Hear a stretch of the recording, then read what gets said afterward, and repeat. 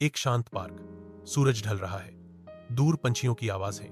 एक बेंच पर राहुल 25, साधारण लेकिन ईमानदार, और प्रिया 24, महत्वाकांक्षी, आत्मविश्वासी बैठे हैं।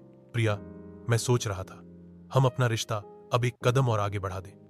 मैं तुमसे शादी करना चाहता हूं। राहुल, तुम समझते क्यों नहीं? तुम्हारी एक प्राइवेट नौकरी है, वो भी बस 20,000 की। मैं इंस्पेक्टर बनना चाहती हूं। मुझे बड़ी जिंदगी चाहिए। तुमसे नहीं चलेगा। लेकिन प्रिया, प्यार भी तो कुछ होता है। प्यार से घर नहीं चलता राहुल। तुम्हारे पास न पैसा है, न पहचान, और न ही कोई स्टैंडर्ड।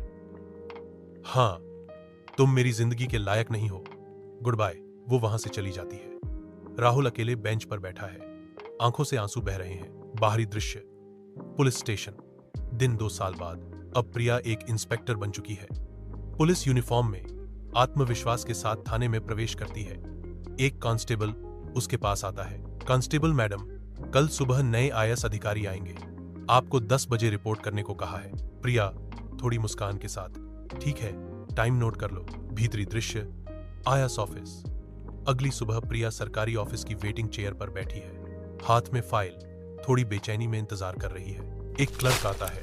क्लर्क मैडम, डीएम साहब आते ही होंगे, आप यहीं बैठिए। तभी दरवाजा खुलता है। सामने से एक हैंडसम, स्मार्ट आदमी आता है। सफेद शर्ट, गहरे पैंट, आत्मविश्वास से भरा राहुल। प्रिया हैरानी में उठती है। राहुल? राहुल प्रोफेशनल अंदाज में, गुड मॉर्निंग इंस्पेक्टर प्रिया, बैठिए। प्रिया हकलाते हुए, तुम आयस? राहुल धीरे से मुस्कुराते हुए, हाँ, जब तुमने कहा था कि मेरी कोई औकात नहीं, उसी दिन ठान लिया था कि अपनी औकात खुद बनानी है। प्रिया आंखें झुकाते हुए, मुझसे बहुत बड़ी गलती हुई राहुल। मैं शर्मिंदा हूं। राहुल संयमित भाव में, गलती नहीं थी, आईना था। तुमने मुझे मेरी हकीकत दिखाई और मैंने उसे बदल दिया। राहुल अपनी सीट पर बैठ जाता है और फाइल देखने लगता है। प्रिया वहीं खड़ी, आंखों में पछतावा लिए उसे देखती रहती है। प्रिया ऑफिस से बाहर निकलती है। उसके चेहरे पर खामोशी है, आंखों में नमी। जब तक जिंदगी है तब तक औकात बदली जा सकती है, बस हौसला चाहिए।